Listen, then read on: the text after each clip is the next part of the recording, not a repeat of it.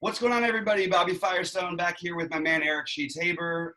Happy Wednesday is usually what I say, but or happy Thursday, I guess it would be.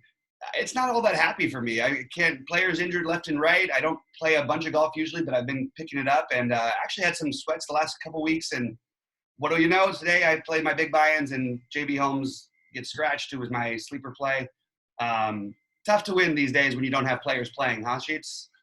As I like to say, that is the most important thing, is to make sure you guys are playing. And it's funny because when the first sport I played, I guess was it football? No, I think it was NBA, but both of them together at the same time. And then when baseball came and you actually told me that the starting lineups are pretty well set by 5:30, I'm like, wow, this is easy. I don't have to worry about late scratches. And every once in a while, baseball throw in a late scratch just to mess with you. But with when you're playing basketball every day and you just kind of get used to everybody being scratched, usually if you go play golf, you're like, oh, what's going to happen in golf? Whoever really is going to get scratched in golf. And just when you think it's safe to go back in the water, you play a big buy-in lineup, like you said, and the 0.5% chance of a guy gets scratches comes and gets you. Yeah, it's frustrating. It's you got to carry through these things when you play DFS every day. I usually deal with it well. I'm not in a very good mood about it this morning. But maybe we can find some things we like on this slate that'll cheer me up a little bit. What are your first thoughts looking at this slate today? Yeah, my first thoughts on this slate is that there's an 11-game hockey slate. Well, I mean, it's really it's funny.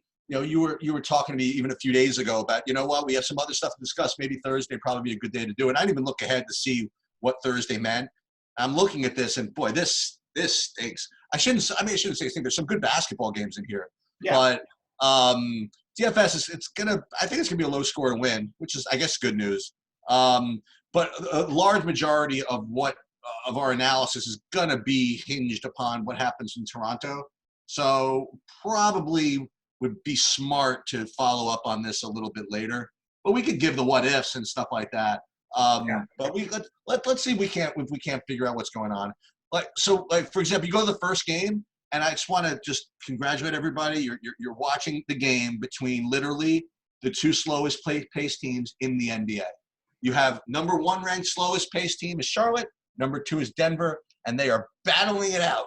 Okay, so good for everybody that were playing this game. So let's just kind of take a look and see what I like. So Jokic is the best play as far as I'm concerned. Big surprise on Denver. I don't really like anybody that much else. I guess Jamal Murray would be my next guy. I presume both those guys are going to be owned. I mean, this is a 4-game slate. That seem to be the logical plays. Charlotte, Rozier, and Graham, I guess. Okay, I don't want to be too sarcastic about this. Even though it is the 2 slowest paced teams, remember, the price is somewhat address that. So you still have to look at these things as a function of price, as a function of ownership. Just because it's a slow-paced game between 2 slow teams doesn't mean you can't find good DFS plays in there, especially on a 4-game slate. So I don't want to just dismiss this as like a ridiculous game to go after. So sure, I think that on a 4-game slate where raw points might be very difficult to come by, the exception of the Houston game, I think that Jokic is a perfectly fine play. And, you have the same type of risk they always have when they have a 10-point spread with the blowout risk. But I will say that we said the same thing about them a couple of days ago when they were an 18-point favorite at home, and they lost outright pretty handily, actually. You would like to think that they're going to come back a little bit fired up and play this game hard, which on the one hand means the blowout risk increases. Yeah, on the other hand, it does mean you're going to get they're going to probably try to put the hammer down and really, play these guys and whatever. I think Jokic will have a good game. So I will say that I'll start with Jokic as my top spend up, and then we're going to see if he gets replaced by some of these guys a little bit later. Yeah, I think that Jokic makes sense.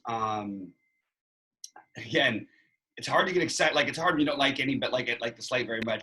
Jokic, I would play even on a regular slate. I think he's a really good play. I actually like him in the slower pace matchup, the slowing down matchups better than I do the fast paced ones. That's interesting. And I like Millsap, but he's going to be popular too. Maybe you can get a little bit lower ownership on Will Barton. Worth taking a chance on for sure. Definitely has upside at that price. Hasn't really flashed much of it lately. But I think that if you look at his games, you can sort of see it like he'll have the 9 rebound game, or have, like last game he scored well, but he didn't have any assists, and that was the first time he didn't have any assists in a long. Like he just hasn't put together the complete game in a while. And if he does, he could easily crush this price. So I have interest in all of those guys, but it would go Jokic number 1, Barton, Millsap probably even at number 2, and then Murray would be my distant third. You try anything from Charlotte or no? I think the Charlotte pricing is hard to just resist. And I am like, it does feel kind of tempting to want to play Murray even too. But I don't know. For some reason, I'm not going to go there. Devontae Graham is the guy from Charlotte. It makes the most sense if he plays. I'm just going to, at 5.8, you just fire him up, I think. If Zeller starts again, he's fine. Again, you can hear how excited I am with the tone of my voice. I honestly don't have like a really good differentiator from this team. Cody Martin's going to play enough minutes. I think that we have to play a little bit of Bridges on these small slates when he's not going to be too high owned at this price. So I guess Bridges and PJ Washington would be my next guys. Maybe that's what I'll do. Maybe I'm trying to find any angle I can on this slate. So being heavy on those guys might be a good way to go. The other thing I should mention is that for those of you that watch us a lot, and you sometimes see that we kind of just gravitate to the same types of default players in some of these teams, it's not that we're lazy. It's that these are the guys that are just profile well for DFS.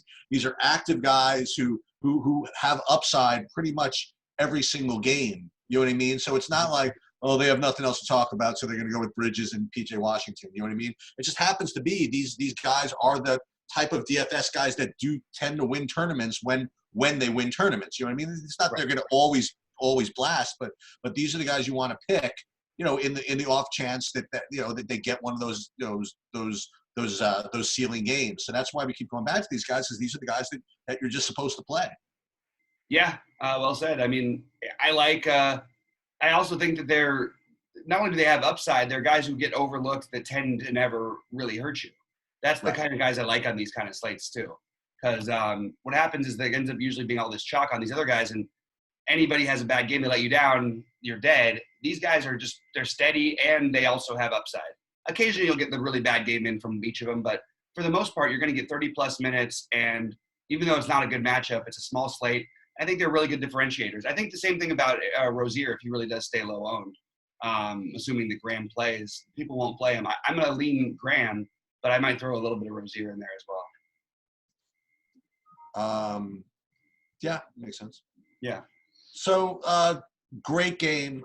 Clippers at Houston. Yep. I guess possibly two of the top 4 teams in the West, with the Lakers unquestionably. And the Nuggets, right? I think those are the 4, unless I'm missing somebody. Yeah. It's always possible. But, it'll be a good game. I'll be very interested to see how the Clippers attack the new-look Houston. 237-point total. Pick-em game. Good basketball. Now, I'm going to watch. So, from a DFS perspective, I have a couple of ideas. Let's start with the Clippers. So, I think Kawhi is going to be the most popular. He's actually a pretty decent price for this matchup on paper. So I think by definition he is going to be very popular. I'm not going to argue with it. I mean, it's a very, really good play. For whatever reason, again, we've tried this a couple of times with marginal success. Not really. I think I'd be inclined to maybe take a shot with Paul George instead. I mean, not that I would, eliminate Kawhi from my player pool, but then again, I don't know. It's 7-4. He's probably going to be just as popular. So I don't know. I don't know what I'm going to do with these guys. I wouldn't play 2 of them. I'd probably take a shot with one of them. That's one kind of like really kind of what you call it, tame thought. The 2 guys I want to think about are it's either one or the other. It's going to be either Patrick Beverley or Reggie Jackson. So I put Reggie Jackson up at the screen a few days ago just to say, listen, if everybody's going to play Reggie Jackson, this is a reason why you shouldn't play him, right? And you're like, listen, nobody's going to play Reggie Jackson, whatever, because he was really efficient those last 3 games. But I'm not going to ignore the fact that they did give him 25 minutes in the last game. Didn't they win by like 75 points though? What's that? Didn't they win that game by like 7? Or no, that was that By 15. I mean, I don't know exactly when. I have to look at it, but yeah. I thought it was a blowout more, but I can't remember. could be. But he only had 12 fantasy points in that game, and obviously he's had a bad game. I do want to keep on a 4-game slate. I'd definitely be interested in taking a look at it. And the other one, the opposite play, is Patrick Beverley. So Patrick Beverley, look, on the one hand, he's coming back from an injury, I guess, and he's not been too thrilling. Playing 20 minutes, and never even eclipsing 10 fantasy points. And what is it, 1 for 10 total from the field? But, narrative, whatever, he's in there against freaking Westbrook, man. And he just, those two have just unlimited history. And, this is going to be a game where they let him play. He's 100,000% up for, and on a 4-game slate at 3,600, I just very well may be inclined to play him. Yeah, I would bet anything. There's going to be teased tonight. There's going to be somebody could easily get ejected. It just sort of happens pretty much every time Beverly plays against Westbrook, and Beverly, as good a defender as he is, is kind of a little bit of a, I don't want to say the word on air. I got you. He is, and Westbrook despises him. Really despises him. This is a real hatred between these two guys. I don't know that makes me love Beverly individually, because it's not like he's had huge games in these spots in the best, but he's so cheap, so I'll have some interest. Paul George is like a lock for me. I mean, I don't usually say that, but this is the unfortunate part, is this is when we're gonna get the Paul George game when everybody owns him. I've been waiting for this game, and he's gonna have a big game tonight. I expect him to put in I actually have projections of him up over 44.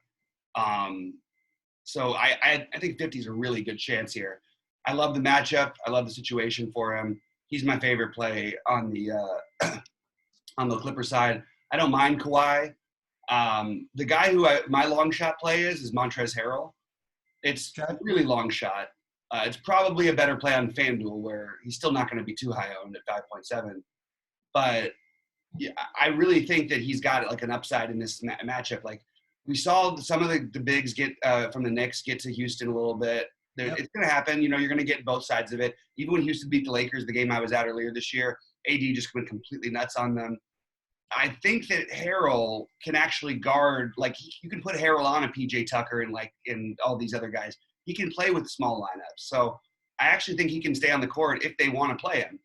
I don't know how many minutes they're going to give him, but I expect him to be very effective in the minutes. And I think this is the kind of matchup that he thrives in, up tempo, not to mention that it's his old team in Houston. There's a lot of things that it's just the minutes. They're the one thing that worries you. But I think we just say F it on this small slate at no ownership and take a shot on Montrezl Harrell. Yeah, this is a perfect setup for him. I think there's upside. You'd have to think that there's upside for these minutes today. I mean, yeah. They're really going to only play him 25 minutes against this game. They've done that. The thing is, you can still get there. Even in 25, you're talking about a guy who can get a double-double easily in 25, especially at the pace this game is going to play at. So, and also, what if they might end up closing with him if he's playing well. So, who knows? It's hard to know entirely, but I think it's a good speculative play. All right, so on Houston, I guess I'll ask you, who do you like, and then there's one other guy that I'll bring up. So between Harden and Westbrook, I'll just let you. I don't want to say tell me who to play, but I'll let you give me your opinion on it. The one guy I just wanted to mention, who I played the other day, just because I thought it was a situation where he could be really active and he could play well, and he had a really really good game. I want to just consider him again as maybe Daniel House.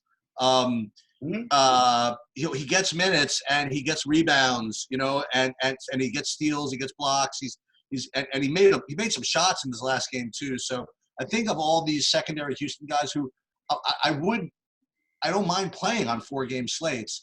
He would be my favorite of all those guys. So I don't know if he'll end up being owned because he has a good good game log in his last couple of games. So he might not be anything sneaky, but just from me watching him, he just looks like a guy that if I were the Houston coach, I'd let him keep playing 30, 34 minutes. So maybe he'd be the one secondary piece I would go with from Houston.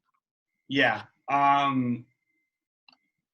I like that call a lot. I think Daniel House is a guy who, and he actually might even have an upside on these minutes tonight too. It's weird. I really am interested to see how this game plays.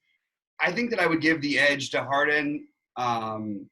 They're playing to win games right now, and I think Harden's gonna end up being the one who takes more advantage of it in this situation. I don't know I don't have a great way of explaining why I feel that way, because overall I've been on the don't fade. Like, I actually think on this slate, if you could find a way to get value, you play both of them. I expect them both to have strong games. I'm not worried in the slightest bit about Clippers defense. People talk about it, but it doesn't matter for guys like Westbrook and Harden, especially when they're at home. They're not going to get just shut down here. I'm really curious. This might be appointment viewing TV for me tonight. I might have to just watch this game all the way through. I would lean Harden, I guess, but it's very slight, and I like both of them. I guess you can make lineups today. You know what I mean? Like, you could definitely make lineups today. And like, for example, I just threw Jokic in just for hell of it, and you could play Harden and George, for example. Oh yeah, no problem. Pretty easily, you know. The problem is that then you have to do Chalkify. Well, Yo House is a good way of starting. Right. That's a good place to start. Beverly's going to be that highly owned, really? 20+%, I would imagine. Oh, yeah. I imagine. I don't know. As of right now, maybe if some other value opens up, people will just forget about him like they always do. Yeah. Well, I mean, so let's. By the way, Beverly has a massive upside for his minutes. That's what I was saying. I mean, and Reggie Jackson has a massive downside for his minutes. You think so? Definitely. This is all fluid. All these games where he's gotten run, they've been just dismantling the other teams. They literally are. Like, the closest game was 15 points, and that was a 22-point game going into the fourth quarter. So I'm not going to give any credence at all to Reggie Jackson being viable. Okay. And he wasn't playing that many minutes anyway. So I think that, if nobody was on him and we were like sneakily talking about it, I'd be, hey, let's give it a shot. We have him projected at 20% ownership tonight. Like, there's just no way I'm touching that one. I would much rather play Patrick Beverly, who's got a way, way higher ceiling in terms of minutes. And we know is at least going to be on the court. We know at least he's going to get 20, 24-ish. We have him projected at 23. That's just too low. He's going to play more than these minutes. They haven't needed him because they've been beating the hell out of everyone. They're really coming into their own, this Clippers team, by the way. I like Reggie Jackson better. I definitely Reggie Jackson more. So watch him get thrown out now tonight, and I'm sorry, I like Beverly better. But I said watch Beverly get thrown out now, and Reggie Jackson's going to score like 50 fantasy points. 34 minutes. Yeah, exactly. Yeah. All right. So keeping in mind this Clippers discussion, right? You go ahead to Philadelphia, Sacramento, and the three guys listed as kind of like good values on Philadelphia are Horace. That's good. Horford, Harris, and Shake Milton. So I guess I would say that while all three of them seem fine, Paul George is 7,400. I mean, just from a perspective of ceiling, I mean, I would much rather have him than either of those two dudes. You know what I mean? Between Horford and Harris in a GPP. Oh yeah. I mean, the only reason I wouldn't is if ownership gets kind of carried away. But that's the reason I bring that up. You know, you look at the straight projections of Horford, Harris, and Paul George, and they look. Actually, the place I'm looking is Horford and Harris being much better values than Paul George. But in the GPP, there's just. I mean, I just know. Really? Yeah, that's interesting. But I just know that George just has a higher ceiling than these guys. You know, so I'm interested to talk to you off air about what those sites are because I've got two projection sites pulled up and they have it way the other way. Okay. Yeah. So I am. By the way, I'm projecting. I'm presuming Richardson out, Simmons out, Embiid out. Yeah, everybody else in. So I have Horford, Harris, Milton as the guys you could play. I presume that these guys are going to be owned. Again, it's just a 4-game slate. So, Milton was 15%, something, I don't know. And the other guy who I'm getting a lot of, hearing a lot of a buzz about is Furkan Korkmaz. That's a guy to go to. I mean, if he ends up being 20-25% and kind of like the cutesy play of the day, I'll take my chance with House at 4K. You know what I mean? Oh, like, for sure, yeah. You know, so yeah. I mean, I guess he's fine, but high ownership. I don't necessarily have to have him. My big call on Kylo Quinn getting minutes against the Lakers the other day just didn't happen. But we did get the other part right, by the way, because I said, you know what, maybe it's going to be Mike Scott, and Mike Scott can improve big time. That is true. So that's really all I had from Philly. Sacramento, Nobody. Fox, maybe. It's really all I had from there. Yeah, it's I actually think this game is pretty interesting. So, Oh, good. Okay. I think Mike Scott is the number one play for Philly. Wow. Let's go. I think that he's and I think that by the end of the day, he's going to end up being the chalk. I really do. You think so? I really do. I think that, but, and if that's the case, I think that there's plenty of ways. I mean, plenty of other places to go. I would rather err with, I could err with Beverly. There is some fluidity to the Mike Scott situation. It's not like they need to play two bigs like they did. Although he did play against the Clippers too, and he's not exactly a normal big. But Sacramento has sort of like interchangeable. Like you could use Glenn Robinson to guard some of these guys. But I think here's the real hero play of the day. I think it's Alec Burks. He let everybody down. If anybody isn't familiar with Alec Burks, like from before DFS, like I even before I knew what DFS was, I would have called Alec Burks a great tournament play. Like that's how much he has always been the same guy. You'll see these absolutely nothing performances out of him, and then he can explode and hit you with a 40. And he's going to have plenty of opportunity to do so in what I consider to be a really good matchup for him. He's going to be completely unowned on this slate where, sure he was a tiny bit cheaper the other day, but he was like on a big slate, not chalk, but he was fairly chalky. I think let's go with Alec Burks. Like, let's get no ownership on Alec Burks. Let's go right back to him. There's plenty of upside on those minutes. He could easily help control their offense because if it's not going to be, one of these guys is going to have a game. Alec Burks, Scott, Harris. It's just they have too high of a total with too many other bodies. Kirk Miles, somebody has a big game in them. It's probably not going to be Glenn Robinson again after that beautiful game he played against the Lakers, but he literally played like out of his mind well in real life. And he played 31 minutes, was 10 for 15 from the floor, 3 for 5 from 3, and put up 35 fantasy points. But I mean, look, as much as I'm saying all that and that I don't want to chase it, like, no, if no one else is going to chase it, I'm happy to chase that. You know what I mean? I want to get some exposure to all of them, Korkmaz, Burks, and Robinson, but it's going to be way higher on Burks for me than on the other ones. I think this is the matchup where he can thrive. And if they let him get that run, which I think they might, because they don't have to play so much big like they did against the Lakers the other day, I think you might see him take over. So he's my hero tournament play. I love it. I love it. But again, as I say this, I want to remind everybody, I'm a tournament player. I'm not locking in Alec Burks. You know what I mean? If I played 3 big lineups, he'd probably be in 1 or 2 of them. Well, let's say I played 5. He would probably be in 2 of them.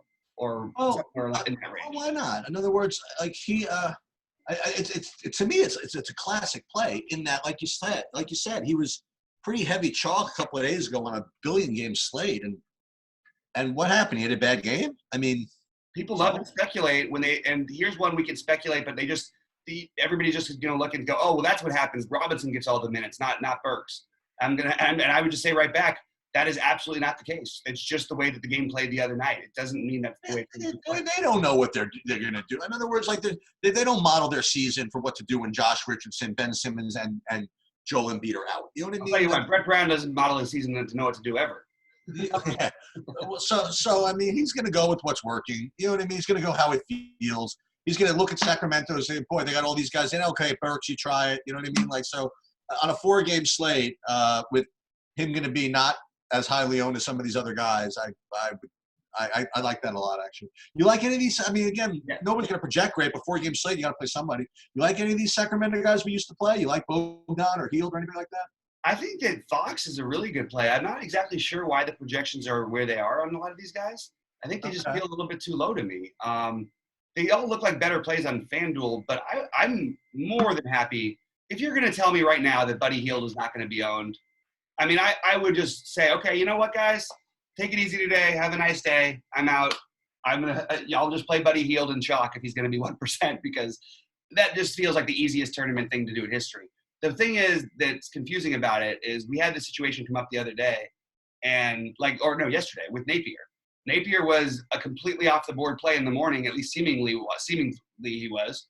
And by the late afternoon, he was basically chalky it just completely flipped. Well, it's really funny. So I was watching the same place. I was watching some other content. The same place that I was referring to the Horford projections, or whatever. And they were doing the podcast. Says, you know what? I really think that this is like 3 PM. I really think that Shabazz Napier is going to be real chalky. And someone said, why? And I just do. I mean, it's just too obvious. And end up being pretty chalky. Yep, that's what happens. But yeah, I'm just like, look, I'm starting to like this slate a little bit more. I'm perking up a little bit because I think there is some places you can differentiate. And if you really are going to get unowned, either Bogdanovich or Heald, I'm more than happy to take either one of them or Fox in all of my lineups. I will make a rule where one of those three will be in all of my lineups if I can think they're going to be as low owned as we currently have them projected. I don't think they will be, but people are going to treat this Philly team, who's great against the point guard, but they're great against the point guards. They're the best defensive point guard in the NBA, and Ben Simmons, who's 7 feet tall and moves like a little guy. And in rim protection with Embiid. Rim protection with Embiid, exactly. And not to mention, now this team, Philly, also probably going to play a little bit faster now. I don't understand what these projections are and why we're projecting Buddy Hield to only score 25 fantasy points, but I'm more than willing. I mean, sure, even his last two games, like he put up 31 and 29. Yeah, his minutes have been down. I'm not going to say that's going to be the case forever. And again, he can always shoot himself into a game. So I'm going to take my shot. But that's the point. In other words, guys like Hield, they will shoot themselves into more minutes. You know what I mean? And it's exactly what you want. I don't care if he gets 22 from time to time. Right. But you know what I mean? But if he's making his shots and he's active or whatever, they'll keep him out there for 30 minutes. They've done it before. Yeah, I think their projections are just off, to be honest with you. Like, just even the points per dollar, the points per minute is not just – they're just below what he averages. It doesn't make a lot of sense to me. Well, where I'm looking also has him at only 26, so it seems to be – a little bit higher, at least. 25 minutes. Yeah. The one thing I will say, before we leave this game, is the one thing you should not be too excited about, I don't think, is a low-owned Burks. I think he is going to be pretty popular. You think Burks is? I just think it's way too easy. Really? I hope not. That's just my instinct. I don't know. Okay, well then if you don't want Burks, then jump right over, because I would rather have Bogdanovich and Hield. At least I know they're secure to get usage in minutes. Well, I mean, like you would say, let's play them both. Let's go. Exactly. Yeah. I mean, differentiate on this slate. I'm into it, man. I'm kind of starting to. I hope the ownership stays where it is, because I think we can. I hope it stays somewhat where it is. We can definitely differentiate here and make some money. All right, so Toronto Golden State. It's so funny when we started this, and I have the same same loads of projections up. Just in the time that we were started, when we started the podcast, whatever you call this, is I was presuming originally that all those guys were going to be out, and now we're presuming all of them in. So I don't know exactly where we're going to end up on this, but it's really like this. So if you presume that all these dudes are in, like Van Vliet, Gasol. I guess those are the two main guys, right? So they're up in the air. If you assume both of those guys are in, I don't like anybody from Toronto. All right, I'll take that. Now, if both of them are out, for example, if you get Van Vliet and Gasol out, then I think it's right back to Lowry and Powell, for example. And Serge. Mm-hmm. Serge is out. You know what I mean? You just have to kind of see who's in and to figure out how much to bump these other guys. But I think all of them in, I'm kind of off. I'm kind of off the game. Unless you can just convince me. No, I like that you're taking that stand, because I think if they're in, Van Vliet is going to be one of the highest owned players in the slate, maybe the highest owned. Oh, excellent. I really do. I think that and that's such a good matchup for him and all that stuff. But I think it's very weird for a guy who's missed a few games in a row to give him a 35-minute projection just feels a little bit off. You know what I mean? Yeah. It's not he missed with an illness or a concussion or something. He was missing with a shoulder injury, an actual injury. So, and unfortunately, on Golden State, the one guy I like kind of makes me. Piece of information. What's that? We just got another piece of information that's going to affect Golden State for sure. What do you got? So Steph Curry, I didn't realize he was going to play 22. I didn't know what his minutes were going to be. How many they say? 25. Well, I have him in for 24.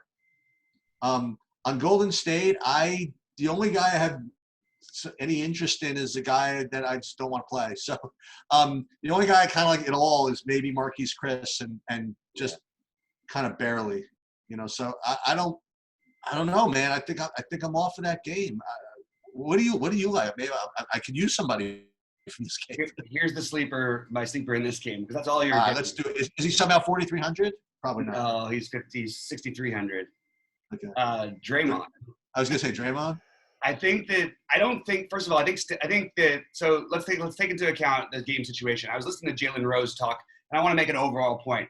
those people out there that say narratives don't matter, playing on TV, playing on this, it don't matter. Out of your mind. Absolutely out of your mind. Jalen Rose was talking about it with I think he was talking with Paul Pierce and somebody else. And he goes, this isn't real. He goes, everybody thinks that, he goes, yeah, you treat every game the same. That's what everybody says to do. You go into every game that's televised, knowing it's televised. You go to every game with your friends and family, you know what's happening. You go to your old hometown, you know what's happening. You're going to try and put on a show in those environments. It's just logical, and that's coming from NBA players. Okay, so to tell me that doesn't make a difference is one thing. So getting rid of that. This was the title last year. This was obviously the team they lost the championship to. Draymond was there. Draymond, I think, will play tonight. Draymond with Steph back, I think, is going to get an uptick in minutes. This game is nationally televised. I don't see why this wouldn't be like let's give it our best effort with Steph coming back. We have, they have this beautiful, supposedly the nicest stadium in basketball now, and they need to have something exciting going on there. I think Draymond gives it his all, and I think we get a guy at where the projections won't show anything on him. I think we're going to get him as a really, really solid play. Do they know the difference? I always ask this stuff is, do you think the players, they say know the difference? Do you think they distinguish between a nationally televised game and the fact that literally every single game in the United States is televised? I mean, they know the difference. 100% they do. I mean, Jalen Rose was talking about it. He was saying, look, it's a completely different story when you're playing in front of your local things. When you have the ESPN cameras in there and you see all the big names, and because all of basketball players, like, they're basketball junkies.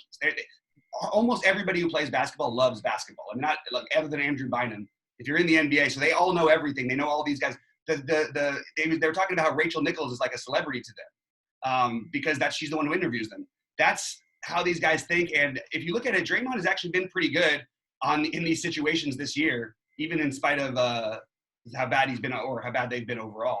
So I really like Draymond, especially you're going to get it completely unowned. You're looking for anything you can. And this is a narrative that I think actually does matter. I think you see the Warriors put their best foot forward tonight. I'm not going to say they're going to win the game, but I think they stay really competitive and they may win the game. And I like Draymond.